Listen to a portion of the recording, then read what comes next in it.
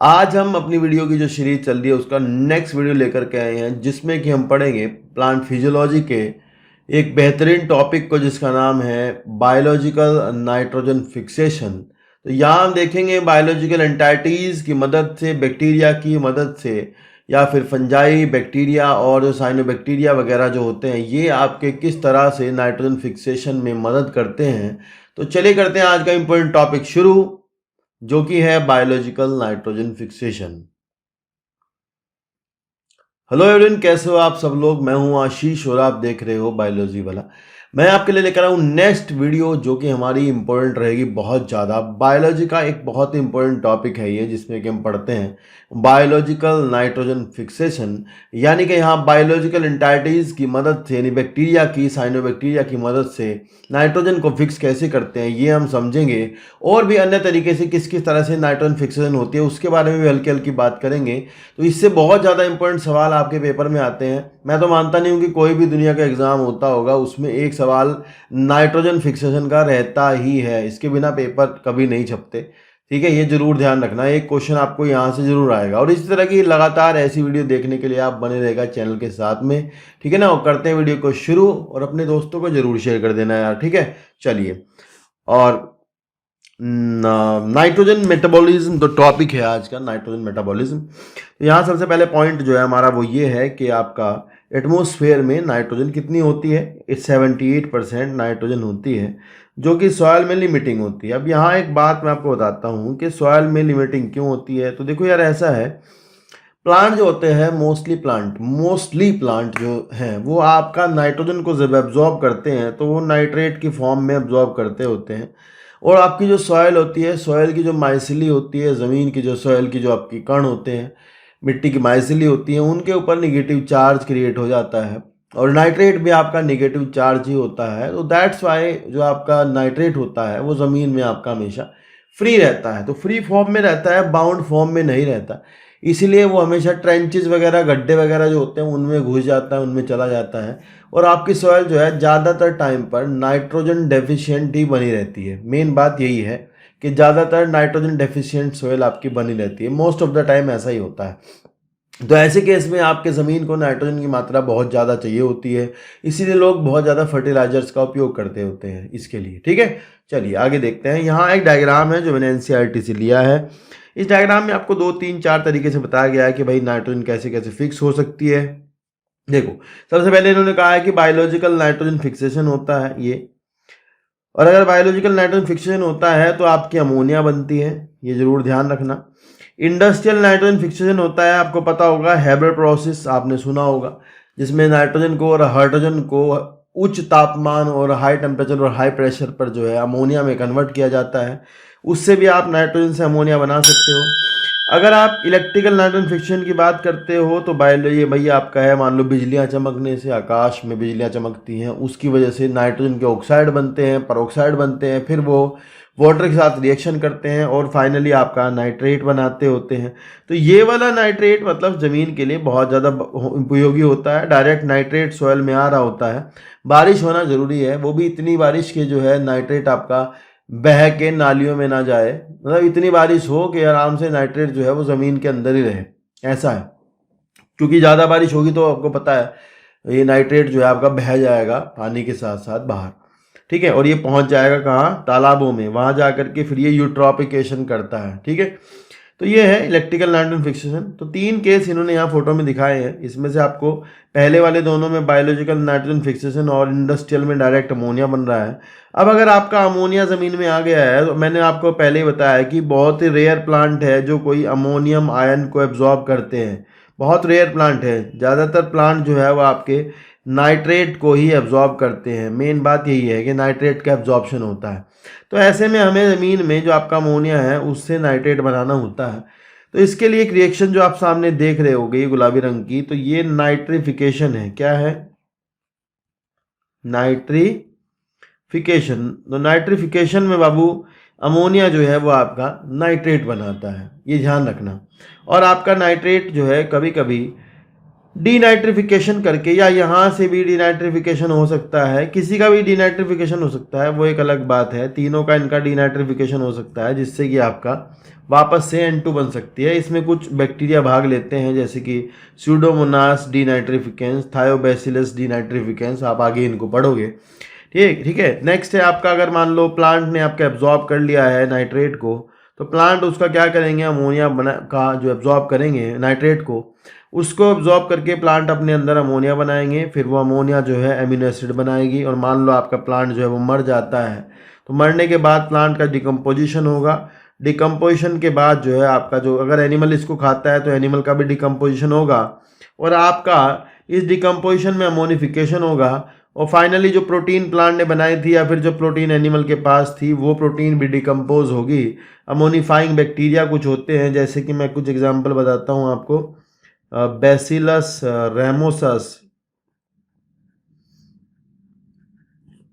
Bacillus वुल्गैरिस, एक और है बैसिलस माइकोइड्स। ठीक है, तो दीज आर द अमोनिफाइंग बैक्टीरिया। तो ये अमोनिफाइंग बैक्टीरिया क्या करते हैं, आपका अमोनिफिकेशन करते हैं, आपका जो डिकम्पोजिशन हो रहा है वहाँ पर, और आपकी फाइनली फिर से अमोनिया को वातावरण में ऐड कर देते हैं। ठीक है, तो यार ये एक प्रोसेस एग्जांपल एनसीईआरटी में फोटो दिखाया, तो इससे हम ये समझ सकते हैं चीज़ें। अब एक एक करके आगे आगे पढ़ने वाले हैं क्या क्या होता है। चलिए, नेक्स्ट हेडिंग हमारा बायोलॉजिकल नाइट्रोजन फिक्सेशन। तो भैया देखो, एक बात तो आप दिमाग में रखना, नाइट्रोजन फिक्सेशन अगर किसी ने कहा है तो नाइट्रोजन फिक्सेशन मतलब आपका नाइट्रोजन से अमोनिया, ये वाली बात आप जरूर ध्यान रखना। नाइट्रोजन फिक्सेशन मतलब नाइट्रोजन से अमोनिया, दिमाग का कम प्रयोग करना, इंपॉर्टेंट टॉप पॉइंट है, ये गलती हो जाता है। नाइट्रिफिकेशन अलग चीज है, नाइट्रोजन फिक्सेशन अलग चीज है। नाइट्रोजन फिक्सेशन मतलब नाइट्रोजन से अमोनिया का बनना, नाइट्रोजन से अमोनिया बनना नाइट्रोजन फिक्सेशन है, और अमोनिया से नाइट्रेट बनना नाइट्रिफिकेशन होता है। ये दोनों पॉइंट आपको ध्यान रखने हैं। ठीक है, चलिए, यहाँ लिखा है reduction of nitrogen to ammonia by the living organism और सर्टेन प्रोकैरियोटिक ऑर्गेनिज्म क्या है, नाइट्रोजन फिक्सेशन कहलाता है। Diazotrophy process of nitrogen fixation.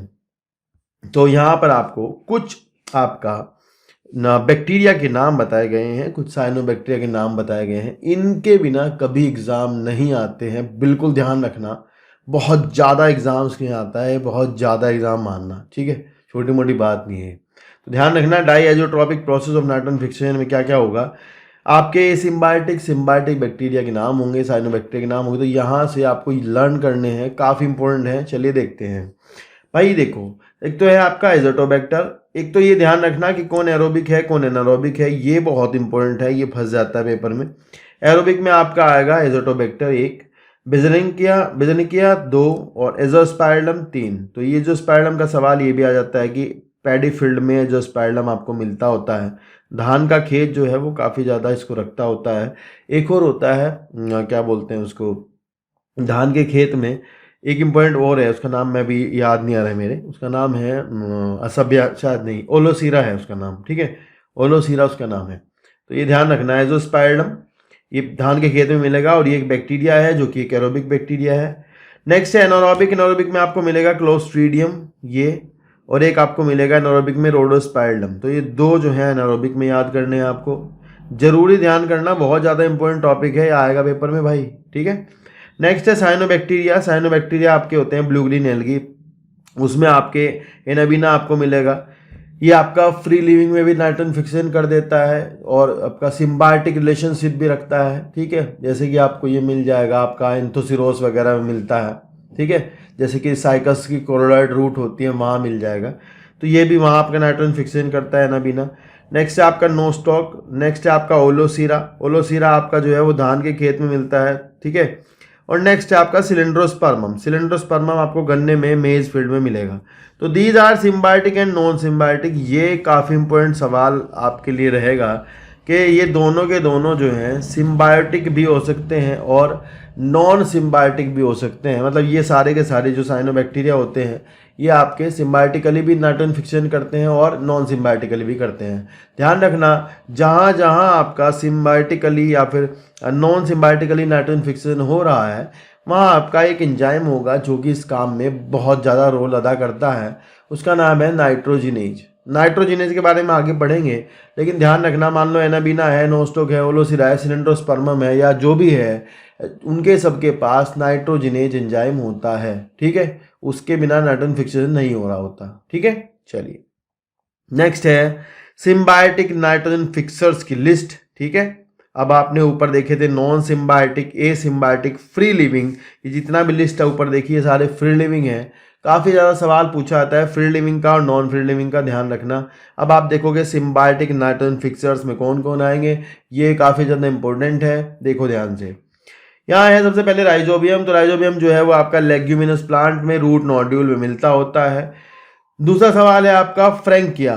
Frankia बाबू, एक बात ध्यान रखना, बच्चों का जो गलत होता है सवाल वो ये है कि बच्चों को लगता है कि फ्रैंकिया जो है वो आपका रूट नोड्यूल में होता है, पर ये नॉन लेग्यूमिनस है। बस ये गलती ना कर देना कि फ्रैंकिया को आप कभी लेग्यूमिनस में लगा दो। फ्रैंकिया होता तो रूट नोड्यूल में ही है, और ये पर आपका नॉन लेग्यूमिनस होता है। फ्रैंकिया जो है वो आपका एक एक्टिनोमाइसिटीज है, मतलब माइसीलियल बैक्टीरिया होता है। तो ये सवाल आ जाता है कभी कभी कि फ्रैंकिया जो है वो किस में आता है, तो इट इज एक्टिनोमाइसिटीज। ये यहाँ इसके बारे में लिखा हुआ भी है कि इट इज हेटरोट्रॉपिक होता है, फिलामेंटस होता है, एक्टिनोमाइसिटीज कैटेगरी में आता है। कहाँ कहाँ आपको फ्रैंकिया मिलता है, इसका भी सवाल आएगा। अमेरिका, अल्नस जो आपके दोनों प्लांट हैं, ये एंजियोस्पर्म है, इन दोनों में मिलता है। कैजुराइना, जिंगो, दोनों जिम्नोस्पर्म है, इनमें मिलता है। तो ये ध्यान रखना, आपके पेपर में ज़्यादातर अल्नस और कैजुराइना के नाम से पेपर में पूछा जाएगा कि फ्रैंकिया जो है इनमें से किन प्लांट में होता है। आंसर में रहता है अल्नस और कैजुराइना। जरूर ध्यान रखना, काफ़ी इंपॉर्टेंट रहेगा, पूछा जाएगा। ठीक है, होगा रूट नोड्यूल, ये जरूर ध्यान रखना, रूट नोड्यूल के अलावा ऐसा कहीं नहीं होता वो। फिर लिखा है कि जैंथोमोनास जो है वो आपका नॉन लेग्यूमिनस लेग्यूम्स में मिलता है, जैसे कि अर्डिसिया पेरेटा में मिलता है, उसके लीफ नोड्यूल बनाता है। तो कई जगह पर आपको, जैसे कि एरोराइजोबियम होता है वो आपको स्टेम नोड्यूल बनाता है सस्बानिया में, जैसे कि आपका ये जो अर्डिसिया पेरेटा है ये आपका लीफ नोड्यूल बनाता है। तो ये भी ध्यान रखना, कौन लीफ नोड्यूल बनाता है, कौन रूट नोड्यूल बनाता है, कौन स्टेम नोड्यूल बनाता है। ठीक है, चलिए नेक्स्ट है आपका ब्लू ग्रीन एल्गी। एक नाम मैंने यहाँ बोला है जो नहीं लिखा हुआ है, दैट इज एरोराइजोबियम। अगर हुआ एरोराइजोबियम जो है वो सस्बानिया जो आपका है उसमें मिलता है, पर वहाँ स्टेम नोड्यूल बनाता है।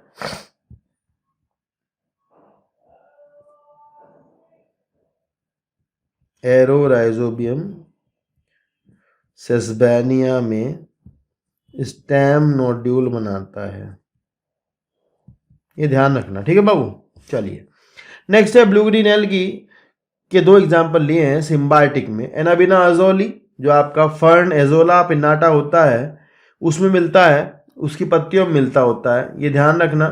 Fern azolla pinnata that is water fern, अगर आपको पता होगा।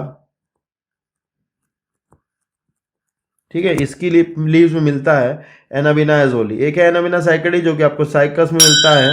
साइकस के पास आपकी होती हैं कॉर्डोइड रूट्स, जो आपकी नेगेटिवली जोइट्रोपिक रूट होती हैं, जो ज़मीन में बाहर निकली रहती हैं, उनमें आपका मिलता होता है एनाबिना साइकडी। ठीक है, चलिए अब यहाँ ये लिस्ट है, इसको आप लर्न कर लेना। यहाँ से हम जो पढ़ेंगे वो हम पढ़ेंगे कि राइजोबियम जो कि एक रोड शेप बैक्टीरिया है, जो कि सॉयल बैक्टीरिया है, जो आपका root nodule of leguminous plant में मिलता है, वो आपका किस तरह से नाइट्रोजन फिक्सेशन करता है और कैसे वो नोड्यूल का फॉर्मेशन करता है, इसको हम समझेंगे। कौन सा एंजाइम इसमें काम करता है, ये वाला टॉपिक आज का रहेगा। देखते हैं सबसे नंबर 1 सवाल कि राइजोबियम जो है वो ग्राम निगेटिव होता है, कैसा होता है। पहला सवाल है राइजोबियम ग्राम निगेटिव है। दूसरा क्वेश्चन है राइजोबियम रोड शेप्ड होता है, एंड ये नोड्यूल बनता हुआ दिखा दिया। हुआ ये होता है कि जो रूट हेयर्स होते हैं, रूट वहाँ कुछ आपके कंपाउंड सिक्रेट कर रही होती है, जैसे कि कंपाउंड का नाम आपको यहाँ से लर्न करना है, betaines, amino acid, flavonoids etcetera. Compound जो है रूट आपकी रिलीज कर रही होती है, और ये कंपाउंड जो है आपके सेंस कर लिए जाते हैं बैक्टीरिया के द्वारा, और बैक्टीरिया वहाँ पर कीमोटैक्टिक मूवमेंट दिखाते हुए जाते हैं, और वहाँ पर जा कर के इकट्ठा हो जाते हैं। फिर वहाँ कुछ फैक्टर्स जो है वो रिलीज किए जाते हैं।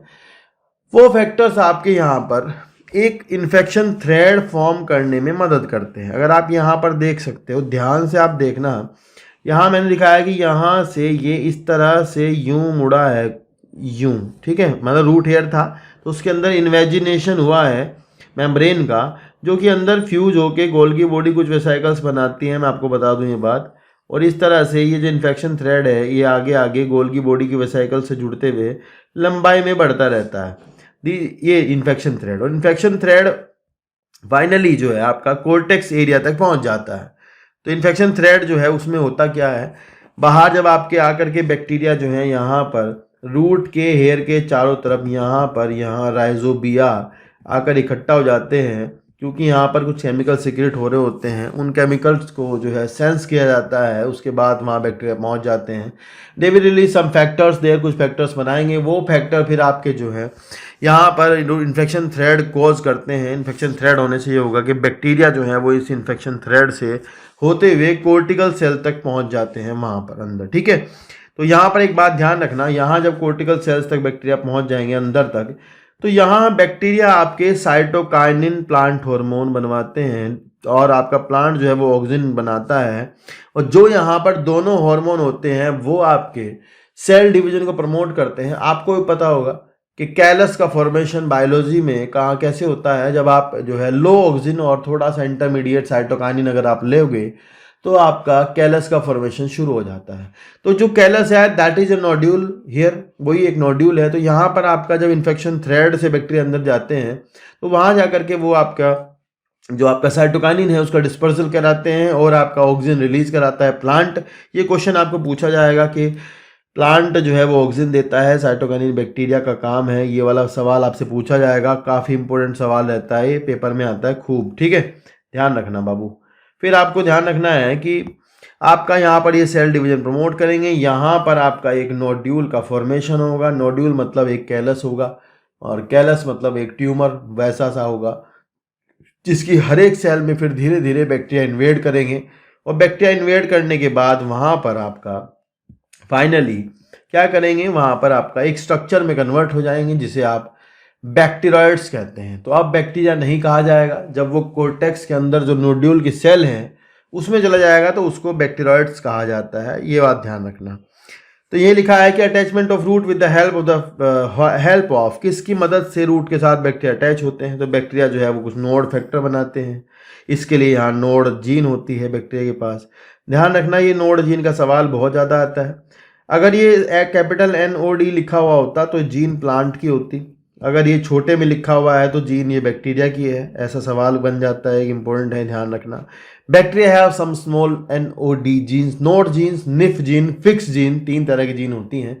तो नोड जीन जो होती है बाबू वो आपके यहाँ कुछ फैक्टर्स बनाती हैं जो इन्फेक्शन थ्रेड बनाने में मदद करता है। प्लांट जो है यहाँ कुछ कंपाउंड बनाता है, लेक्टिन्स जिसे कहते हैं, लेक्टिन जो होते हैं वो आपके कार्बोहाइड्रेट बाइंडिंग प्रोटीन्स होती हैं कुछ, ठीक है, वो बनाता होता है। तो इन सब के कारण इससे आपका क्या होता है, बैक्टीरिया वहाँ इकट्ठा हो जाते हैं राइजोबिया में और वहाँ पर आपका इन्फेक्शन थ्रेड बन जाता है।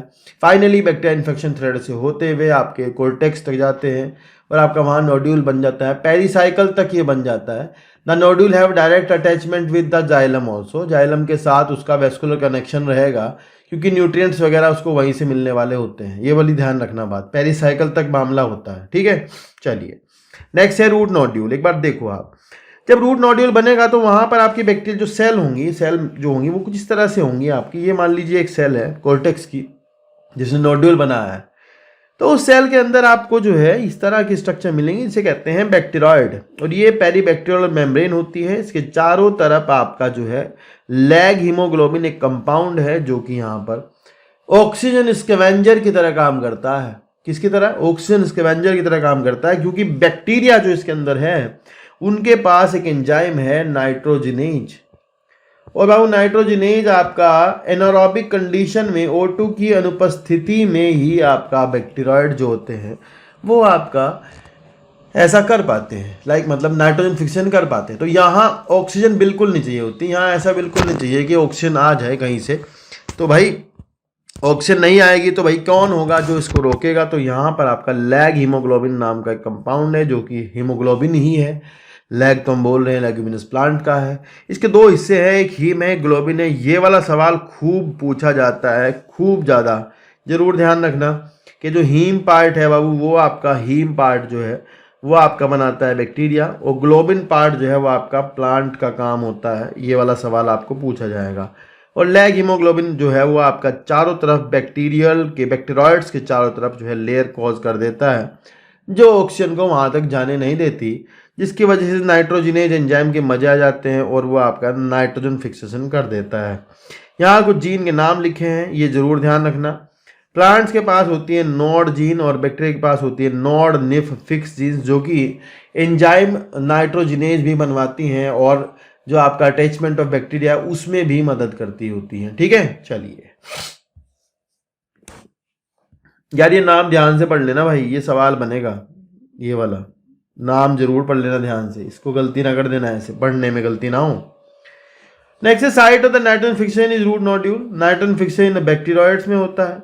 नाइट्रोजनेज एंजाइम होता है, एनारोबिक कंडीशन चाहिए होती है। लैग हीमोग्लोबिन ऑक्सीजन का कैरियर होता है जो ऑक्सीजन को वहां पकड़ लेता है, ऑक्सीजन को जाने नहीं देता है क्योंकि एनारोबिक कंडीशन चाहिए होती है। सिंपल है। बैक्टीरियोइड्स क्या है? तो बैक्टीरियोइड जो है वो प्लियोमॉर्फिक, शक्ल बदलने वाला राइजोबियम बैक्टीरिया है। Peribacterial membrane is formed by the genes of plant called the nod gene. तो प्लांट के पास एक नोड जीन है जो कि पेरीबैक्टीरियल मेम्ब्रेन बनाने में मदद करती होती है। Leg haemoglobin is formed by the both bacteria and the plant is present in the cytoplasm of the cell. Nitrogenase is formed by the nif gene. Nitrogenase enzyme जो है वो निफ जीन बनवाती है बैक्टीरिया की। अब nitrogenase के बारे में थोड़ी सी बात कर लीजिए। नाइट्रोजिनेज एक MO molybdenum iron containing protein होती है जो कि आपका नाइट्रोजन को फिक्स करने में मदद करता होता है। तो यहाँ देखो दो सब यूनिट इसकी एंजाइम की होती हैं। एक होती है लार्ज सब यूनिट, वैसे मैं आपको बताऊं ये डाई नाइट्रोजिनेज कॉम्प्लेक्स होता है। क्या होता है? डाई नाइट्रोजिनेज कॉम्प्लेक्स होता है। तो यहाँ पर आपका ये इसके दो सब यूनिट है, लार्ज सब यूनिट है, एक स्मॉल सब यूनिट है। तो लार्ज सब यूनिट में इसके आयरन और मोलिब्डेनम मिलता है, स्मॉल में आपका आयरन मिलता होता है। लार्ज सब यूनिट आपकी एक टेट्रामर होती है जबकि स्मॉल सब यूनिट एक डायमर होती है, ये ध्यान रखना। एक्टिव साइट्स फॉर नाइट्रोजन, तो ये एक्टिव साइट फॉर नाइट्रोजन रखता है और ये एटीपी बाइंडिंग साइट्स रखता है। ठीक है, और फाइनली ये जो है आपका एटीपी की और हाइड्रोजन की मदद से, इलेक्ट्रॉन्स की मदद से क्या कर देता है? नाइट्रोजन को फिक्सेशन कर देता है। ठीक है, अब इलेक्ट्रॉन जो है एक रिएक्शन में आपको देख रहे होंगे, यहाँ रिएक्शन दिखाई गई है जिस रिएक्शन में आपको दिखेगा कि नाइट्रोजन है, हाइड्रोजन है, इलेक्ट्रॉन है, एटीपी है। तो यहाँ लिखा है 16 एटीपी जो है वो होस्ट बनाती है और वो एटीपी प्रोवाइड कराती है और जो है नाइट्रोजन फिक्सेशन में मदद ली जाती है उनकी एटीपी की। बाबू ध्यान रखना यहाँ 8 इलेक्ट्रॉन जो कि रिडक्शन में काम आएंगे, अगर मैं आपको बताऊं तो ये फेरेडॉक्सिन जो है उसने प्रोवाइड कराए हैं। ये एक सवाल है, पूछते हैं कि इलेक्ट्रॉन जो है वो कौन प्रोवाइड कराता है, तो आप ध्यान रखना इलेक्ट्रॉन जो है वो फेरेडॉक्सिन प्रोवाइड कराता है। ठीक है, यही इलेक्ट्रॉन यहाँ नाइट्रोजन के रिडक्शन में काम आते हैं। ठीक है, तो चलिए ये बायोलॉजिकल नाइट्रोजन फिक्सेशन है बाबू। इसमें एक बात और ध्यान रखना कि एक नाइट्रोजन से दो हाइड्रोजन जोड़ने के लिए, एक नाइट्रोजन की फिक्सेशन के लिए 8 एटीपी रिक्वायर्ड होते हैं और नाइट्रोजन मॉलिक्यूल के लिए 16 एटीपी होते हैं। एक ध्यान रखना, 2 इलेक्ट्रॉन्स के लिए 4 एटीपी रिक्वायर्ड होते हैं और यहाँ टोटल अगर इस हिसाब से देखेंगे तो 12 एटीपी कुल चाहिए होते हैं जो हमें यहाँ अमोनिया बनाने में मदद करते हैं, लेकिन यहाँ 16 दिखाए गए हैं। तो 16 इसलिए दिखाए हैं कि बायोलॉजिकल नाइट्रोजन फिक्सेशन में ये एक हाइड्रोजन यहाँ निकलती है, 2 इलेक्ट्रॉन और 4 एटीपी का खर्चा इसके लिए हो गया है। ठीक है, वो आप हायर में जाकर देख सकते हैं, हमें सवाल करना है पेपर में, हम ज़्यादा इस पर जाएंगे नहीं, क्यों क्या कैसे। तो ध्यान रखना अभी के लिए इंपॉर्टेंट पॉइंट यही है कि अगर आपसे पूछा जाएगा कि एक नाइट्रोजन को एक अमोनिया बनाने के लिए कितने एटीपी लगे, तो 8 और 2 को लगे 16। ठीक है, चलिए ये डायग्राम भी दिख सकता है, इस डायग्राम में आप ध्यान से देख सकते हैं। इस डायग्राम में दिखाया गया है कि पहले जो नाइट्रोजन है उसको यहाँ पर जो आपका बाइंडिंग साइट है MOFE साइट होगी, उसने इसको कैरी कर लिया है और यहाँ पर आपके 2 हाइड्रोजन आए हैं, साथ ही साथ 2 इलेक्ट्रॉन भी जो फेरेडॉक्सिन ने दिए हैं वो भी आए होंगे। अब आपका बन जाता है डाइमाइड, ये नाम याद रखना, डाइमाइड पहले बनेगा, फिर से इलेक्ट्रॉन आएंगे, 4 एटीपी लगेंगे, फिर आपका N2H4 बनेगा जिसे आप हाइड्राजीन कहते हैं। अब हाइड्राजीन के बाद फिर से 2 इलेक्ट्रॉन 2 हाइड्रोजन और आएंगे, आपका बनेगा 2NH3। तो बायोलॉजी में भैया जो फिक्सेशन है वहाँ रिडक्शन में 2 हाइड्रोजन निकलती हैं, मुक्त होती हैं, जो कि 4 एटीपी ले लेती हैं। तो टोटल मिला करके 16 एटीपी लग जाते हैं और आपके 8 इलेक्ट्रॉन लग जाते हैं। तो 8 इलेक्ट्रॉन दिए हैं फेरेडोक्सिन ने। ये एक सवाल मैं बार बार बता रहा हूँ, इसको ध्यान रखना, पूछा जाता है। नेक्स्ट है राइजोबियम के बारे में कुछ बात हो रही है। यहाँ राइजोबियम जो है वो फैकल्टेटिव एनारोब होता है। इसका मतलब ये है कि वो आपका एरोबिक होता है, झूठ मूठ में एनारोबिक कंडीशन में भी रह लेता है। मतलब अगर एनारोबिक कंडीशन है तो वो रह लेगा, पर वो एक एरोबिक बैक्टीरिया है। ठीक है, ये ध्यान रखना। फैकल्टेटिव एनारोब का मतलब होता है aerobes. They are aerobes but they can live in the absence of oxygen also. It is definition of facultative anaerobe. ये वाला सवाल आता है पेपर में। तो यहाँ लिखा है कि फ्री लिविंग स्टेट में जब वो होता है तो एरोबिक होता है, सोयल में पड़ा हुआ होगा, राइजोबियम तो एरोबिक होगा। और अगर प्लांट के साथ होगा तो वो एनारोबिक कंडीशन में जाएगा। नॉन फंक्शनल नाइट्रोजनेज है, बाहर अगर अंदर जाएगा तो एनारोबिक कंडीशन में नाइट्रोजन जिनेज जो है वो फंक्शनल हो जाता है। होता ये है कि जो आपका नाइट्रोजिनेज है वो आपका फिक्स करके नाइट्रोजन अमोनिया बना देता है। अब होता ही है बाबू, बायोलॉजिकली जब आपका अमोनिया रिलीज होता है तो वो अमोनिया जो है फिजियोलॉजिकल पीएच पर अमोनियम आयन में कन्वर्ट हो जाता है। अब इस अमोनियम आयन के भविष्य क्या है, इस अमोनियम आयन का क्या होगा? इस अमोनियम आयन का भविष्य ये होगा कि ये अमोनियम आयन जो है 2 चीज़ें बनाने में काम करेगा। या तो ये अमीनो एसिड बनाएगा या फिर एमाइड्स बनाता है। ठीक है, तो ये इसका फेट है, इसीलिए नाइट्रोजन फिक्स करी गई है। फिक्स करने का मतलब है अमोनिया बनाई गई है। देखो यार कितनी कमाल की बात है कि प्लांट जो है वो आपका रखता है, लेता है नाइट्रेट। मान लो प्लांट ने बाहर से नाइट्रेट लिया। अगर हम बात करते हैं, ये तो राइजोबियम की बात हुई। अगर कोई डायरेक्ट प्लांट एब्जॉर्ब करता है नाइट्रेट, तो नाइट्रेट एब्जॉर्ब होकर के अमोनिया में कन्वर्ट होती है। ठीक है, तो उसके पास प्लांट के एक एंजाइम होता है लीव्स में, जिसे हम कहते हैं नाइट्रेट रिडक्टेज और नाइट्राइट रिडक्टेज। तो प्लांट अगर राइजोबियम रखता है तो वो डायरेक्ट अमोनिया बना रहा है अपने अंदर। लेकिन अगर कोई दूसरा प्लांट अगर नाइट्रेट एब्जॉर्ब करता है तो वो क्या करता है, उसको नाइट्रेट को ट्रैवल करके लीव्स में ले जाता है। वहाँ उसके पास नाइट्रेट रिडक्टेज जो कि मोलिब्डेनम कंटेनिंग एंजाइम है, वो आपका उसको रिड्यूस करके अमोनिया में कन्वर्ट करता है। तो भले ही प्लांट नाइट्रेट एब्जॉर्ब करे, भले प्लांट अमोनिया एब्जॉर्ब करे, भले प्लांट बायोलॉजिकल नाइट्रोजन फिक्सेशन करके अपने अंदर ही अमोनिया बनाए, तो तीनों ही तरह के केस में बनानी प्लांट को अमोनिया ही है। और उस अमोनिया का भविष्य ये होगा कि वो अमीनो एसिड बनाएगी, या तो फिर एमाइड बनाएगी, या फिर कहीं और काम में ली जाएगी। तो उसका एसिमिलेशन होगा, उसका यूज होगा। तो आज की वीडियो में हम यहीं तक इसको रखेंगे। नेक्स्ट वीडियो में हम फिर आपको वो क्वेश्चन बताएंगे जो दूसरे नेक्स्ट सवाल आते हैं कि उसका जो अमोनिया जो है उसका हुआ क्या है, कौन सा एंजाइम किस जगह क्या एसिमिलेट करता है, क्या बनवाता है, कौन सा एमिनो एसिड सबसे पहले बनता है, ये हम नेक्स्ट वीडियो में देखेंगे। तो बने रहने चैनल के साथ, इसी तरह की वीडियो आपको लगातार मिलती रहेगी। साथ ही साथ केंद्रीय विद्यालय पीजीटी वाले जो लोग अगर इस वीडियो को देख रहे होंगे तो उनके लिए एक नई सीरीज शुरू करने वाला हूँ। नीट का एक रिवीजन बैच चलाऊंगा मैं, उस पर नीट के रिवीजन बैच के साथ आप जो है ज्वाइन कर लेना। उससे आपका सिलेक्शन 1000% हो जाएगा। उससे कोई दुनिया की ताकत रोक नहीं सकती है, ये जरूर ध्यान रखना। ठीक है ना, तो बने रहना मेरे साथ। मिलते हैं नेक्स्ट वीडियो में। आज के लगा इतना ही। Take care, bye bye. और हाँ, चैनल को सब्सक्राइब कर देना। तो यार बिना सब्सक्रिप्शन के मोटिवेशन नहीं आता है काम करने का। Thank you so much. मिलते हैं नेक्स्ट वीडियो में। टाटा।